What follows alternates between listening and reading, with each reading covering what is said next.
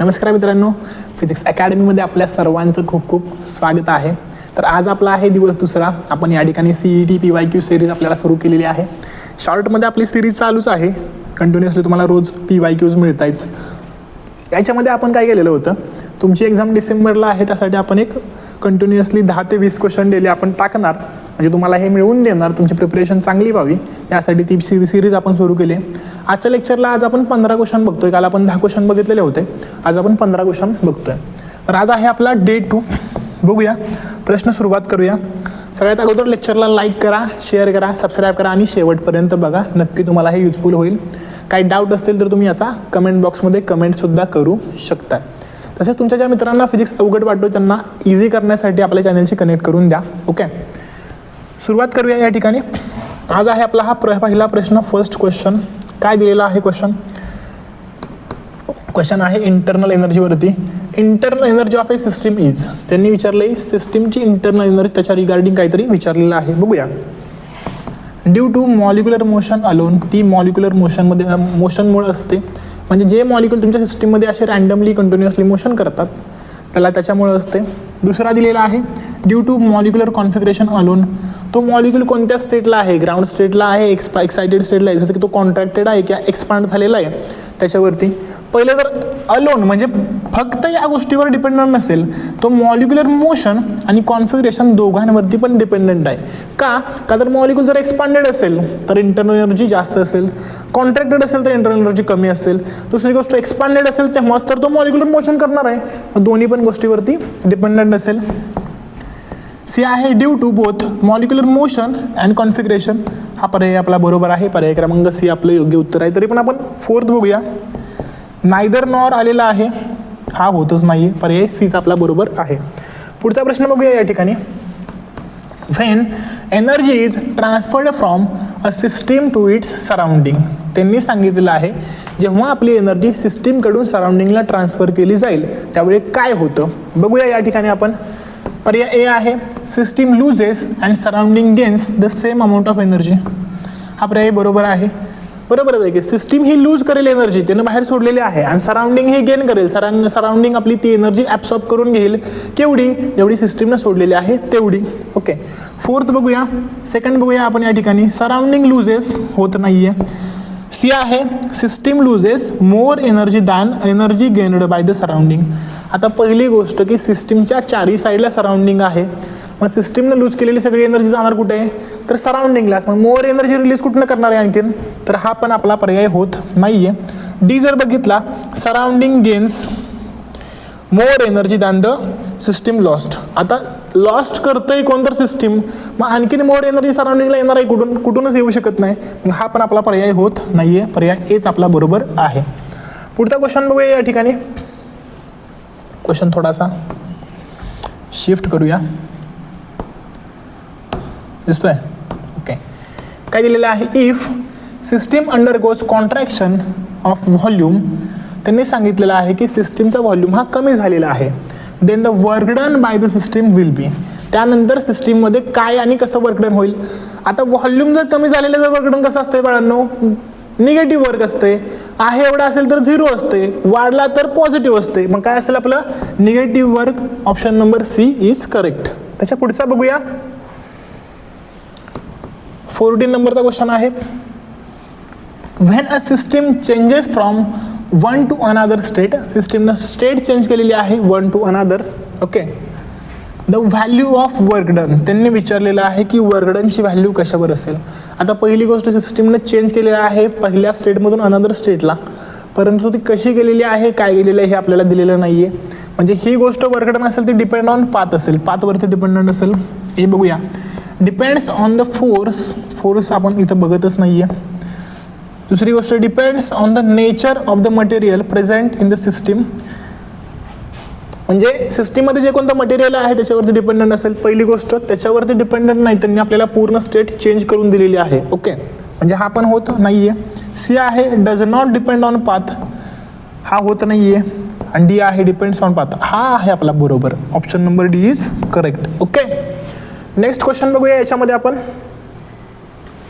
15 नंबरवाला क्वेश्चन काय आहे? Among the amount of heat absorbed and amount of work done by the system. त्यांनी सांगितलेलं आहे की काही अमाऊंट ऑफ हीट आपण ॲब्सॉर्ब करतोय आणि काही अमाऊंट ऑफ हीट आपली वर्क डन करते. दोन पार्ट आहेत. बघूया याच्यामध्ये काय आहे. Both depends on only its initial and final स्टेटवरती depend नाही आहे पाथच्या, म्हणजे पाथवरती डिपेंडंट नाही पण इनिशियल अँड फायनल स्टेटवरती आहे. बी बघूया. The first depends on path but later depends only on the initial and final state. पहिल्यांदा पाथवरती असेल, परत इनिशियल फायनल स्टेटवरती डिपेंडंट असेल. सी बघूया. The first only depends on initial final state but second on the path, म्हणजे पहिला काही वेळ ती इनिशियल फायनल स्टेटवरती डिपेंडंट असेल, परत ती पाथवरती डिपेंड येईल. आणि डी आहे both depends on the path. Yes, दोन्ही पण आपल्या पाथवरती डिपेंडंट असेल. का तर जेव्हा आपली सिस्टीम आहे ती हीट ॲब्सॉर्ब करणार आहे आणि सेकंड जेव्हा ती वर्क डन करणार आहे त्या दोन्ही पण पाथवरती आहेत. का तर ती कधी ॲब्सॉर्ब करते आणि कधी वर्क डन करते हे आपल्याला पाथ समजल्यानंतरच समजेल. ऑप्शन नंबर डी हा बरोबर आहे. ओके, पुढचा प्रश्न आपण या ठिकाणी बघूया. 16 नंबरचा क्वेश्चन आहे. If a thermodynamic system returns to its original state which of the following is not possible. म्हणजे एक स्टेट आहे A plus B give C in forward direction, also सीचं ए प्लस बी होतं इन रिव्हर्स डायरेक्शन. आपण त्याची original state घेऊ शकतोय. बघूया मग याच्यामध्ये ऑप्शन नंबर ए काय आहे. The work done is 0. पहिली गोष्ट एक सांगू का, जर तुम्ही फॉरवर्ड डायरेक्शनला येतात तर पॉझिटिव्ह वर्क असेल, पाठीमागे येते तर निगेटिव्ह वर्क असेल. आता पॉझिटिव्ह निगेटिव्ह काय झालं, कॅन्सल झालं, म्हणजे हे 0 वर्क आहे. तर यस, इट इज पॉसिबल. तरी तुम्हाला नॉट पॉसिबल विचारलेलं आहे. Be the work done is positive. बरोबर आहे की जाताना पॉझिटिव्ह झालेलं आहे, म्हणजे हे पण होतंय, हे पण पॉसिबल होतंय. The work done is negative पण आहे की इथं, म्हणजे हे पण पॉसिबल होतंय. डी बघूया. The work done is independent on the path followed.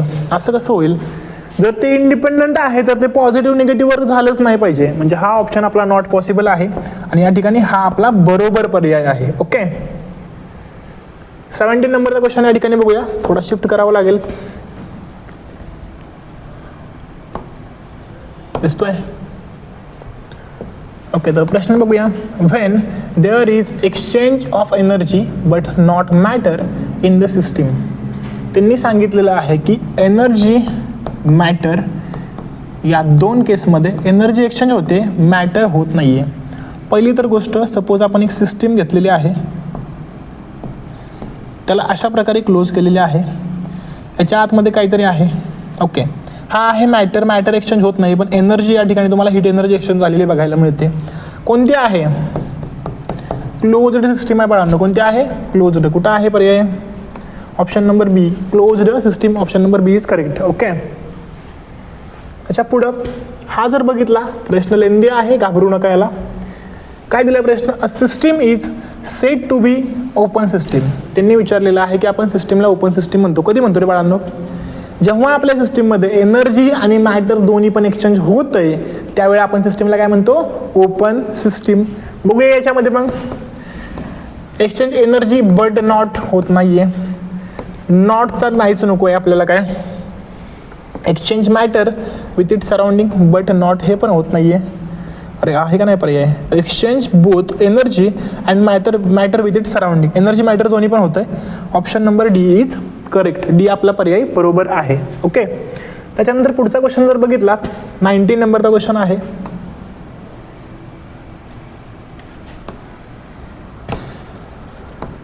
काय दिलाय क्वेश्चन बघूया.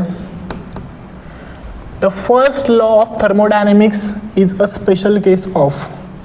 त्यांनी विचारलेलं आहे की थर्मोडायनॅमिक्सचा जो फर्स्ट लॉ आहे तो कशाची स्पेशल केस आहे. पहिली तर गोष्ट, थर्मोडायनॅमिक्सच्या फर्स्ट लॉमध्ये आपण हीट देतो, ती हीट काहीतरी इंटरनल एनर्जीमध्ये जाईल किंवा काहीतरी हीट आपली वर्क डनमध्ये जाईल. असं त्याचं स्टेटमेंट काय आहे, आपण एनर्जी क्रिएट पण करू शकत नाही आणि डिस्ट्रॉय पण करू शकत नाही. म्हणजे एनर्जी आहे ती कंटिन्युअसली कन्वर्ट होते. याला आपण काय म्हणतो, एनर्जी आपण सेव्ह करतोय, कॉन्झर्व करतोय. या ठिकाणी काय येईल, law of conservation of energy हा तुमचा पर्याय येईल. एनर्जी कॉन्झर्व करायचे, सेव्ह करायचे. Option number B is correct. पुढचा प्रश्न बघूया. पुढचा प्रश्न आहे, first law of thermodynamics states that first law काय स्टेट करतो बघूया पहिल्यांदा. सिस्टीम कॅन डू वर्क होत नाही आहे. सिस्टीम हॅज टेम्परेचर हा पण होत नाही. सी आहे system has pressure. Heat is the form of energy. Heat आपला एक फॉर्म आहे एनर्जीचा आणि ती एनर्जी आपण एका फॉर्ममधून दुसऱ्या फॉर्ममध्ये कन्वर्ट करत असतो. Option number D is correct. Okay, हे आहे आपले आजचे 10 क्वेश्चन झाले. आणखीन आपल्याला याच्यामध्ये क्वेश्चन बघायचे आहेत काय.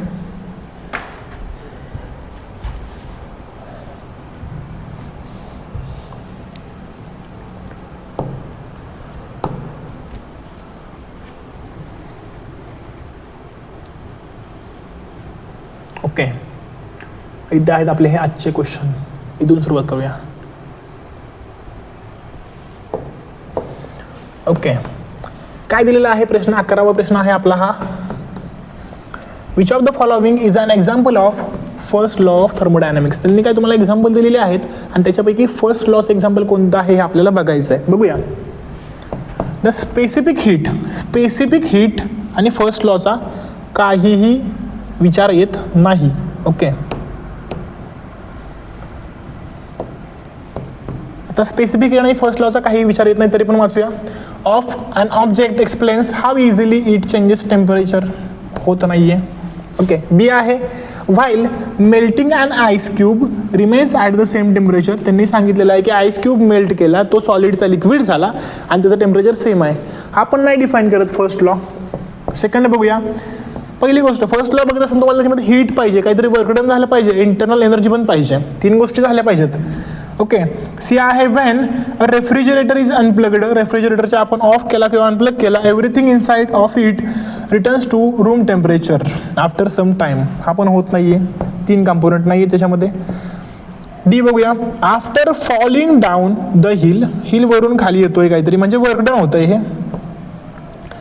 बॉल्स कायनेटिक एनर्जी म्हणजे आहे internal energy, change in internal energy plus heat energy म्हणजे Q equals the initial potential energy. त्यांनी सांगितलेलं आहे की याच्यामध्ये क्यू डब्ल्यू डेल्टा यू दिलेला आहे, याच्यामध्ये इनिशियल पोटेन्शियल एनर्जीचा इक्वल असेल जेव्हा तुमचा हा वर्क डन होईल, वरून खाली येईल त्या केसला. सॅटिस्फाय होतोय का. 3 कंपोनंट आलेत का, क्यू डब्ल्यू डेल्टा यू आलेले आहेत, म्हणजे आपला हा फर्स्ट लॉ सॅटिस्फाय होतोय. Option number D is correct. Okay, second बघूया. याच्यामध्ये काय आहे प्रश्न. First law of thermodynamics is given by. थर्मोडायनामिक्सचा फर्स्ट लॉ दिलेला आहे. काय आहे रे first law. Q is equal to delta U plus W. हा आहे आपला फर्स्ट लॉ. बघूया याच्यामध्ये कुठं आहे. बघा असं दिसणार, Q is equal to delta U plus P D V, P delta V into आहे, होत नाही आहे. इथं पण इंटू आहे, हे पण होत नाही. इथं आहे नाही की रे, हा पर्याय तर नाही आहे काय रे. इथं काय आहे रे. डब्ल्यूचा फॉर्म्युला काय आहे, पी डी व्ही, म्हणजे W is equal to P delta V. होतंय का, होतंय, म्हणजे हा आहे आपला option number A is correct. थोडासा बदललेला आहे. असेच क्वेश्चन देतात व्हॅरिएशन करून आणि तेव्हाच आपल्याला ते क्वेश्चन थोडेफार टफ वाटतात. स्ट्रेट फॉरवर्ड देऊन सगळ्यांनाच येतील ना मग ते की सीईटीला स्कोअर पण झाला पाहिजे. थर्ड बघूया. आपला हा 13 नंबरचा क्वेश्चन आहे. In a given process for an ideal gas W is equal to 0, work done 0 दिलेला आहे अँड क्यू लेस दॅन 0, म्हणजे सिस्टीममध्ये हीट नाही आहे. लेस दॅन 0 हीट आणखीन कमी होते. Then for the gas heat less than 0 आहे, म्हणजे ती कशी आहे, निगेटिव्ह आहे. बरोबर आहे का. जर ती लेस दॅन 0 निगेटिव्ह आहे म्हणजे काय होतं, आपलं टेम्परेचर हे कमी होते सिस्टीमचं, तर temperature will decrease. Option number A is correct. तरी पण बघूया. व्हॉल्यूम इन्क्रीज नाही होणार. The pressure will remain constant, हे पण नाही होत. टेम्परेचर इन्क्रीज, हे पण नाही होणार. व्हॉल्यूम काय होईल रे, जेव्हा तुम्ही कमी येत आहे ना, काही वेळानंतर व्हॉल्यूम पण कमी होताना तुम्हाला बघायला मिळेल. टेम्परेचर कमी कमी झाल्यानंतर सिस्टीम कॉन्ट्रॅक्ट होईल. ओके, ऑप्शन नंबर ए आपला बरोबर आहे. पुढचा बघूया. हा आहे आपला 14 नंबरचा क्वेश्चन काय दिला आहे बघूया. Which of the following system cannot be described by equation of state. काय त्यांनी तुम्हाला या ठिकाणी क्वेश्चन ऑप्शन दिलेले आहे, त्याच्यापैकी कोणती सिस्टीम आपण इक्वेशन ऑफ स्टेटने डिफाईन करू शकत नाहीये. पहिलं बघूया. Rapid expansion. Yes, rapid expansion आपण डिफाईन करू शकत नाही. कशामध्ये डिफाईन करू शकत नाही आपण रॅपिड एक्सपान्शन, का तर ते खूप फास्ट होतं. कसं होतं, खूप फास्टमध्ये होतं. ऑप्शन नंबर ए आपला करेक्ट आहे. तरी पण बघूया, expansion of air at constant temperature होऊ शकते. Mixture of gases in fuel at automobile engine हे पण होऊ शकते. ऑल ऑफ दिस हे नाही होत. एक मिनटं रे, कॅन नॉट बी, हे दोन तर होते म्हणजे ऑल ऑफ दिस पण होते.